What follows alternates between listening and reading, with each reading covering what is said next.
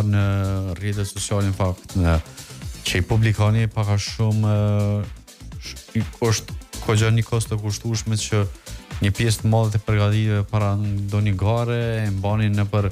vende të ndryshme të cilat ju ofrojnë mbështetje si Kroaci,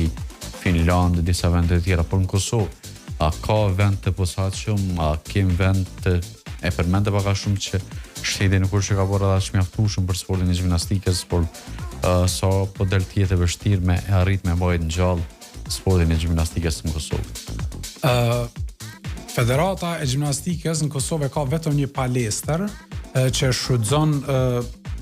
për stërvitje, për procesin stërvitore, e cila është në Pallatin e Rinizë dhe të Sportit në Prishtinë. Aty stërviten më shumë se 5 klube dhe i ka 400 metra katror, e cila hapësirë fillimisht nuk mjafton për shtrirjen e komplet veglave, të paktën për gjinin femërore që ne kemi si pikë të fortë.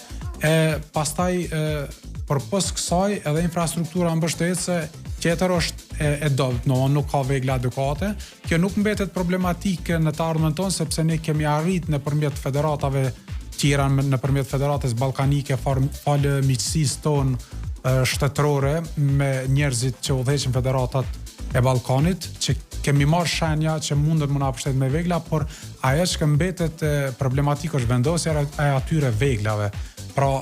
problemi është infrastruktur i objektit sportiv. Pastaj mobilimi i tyre është pak më i lehtë.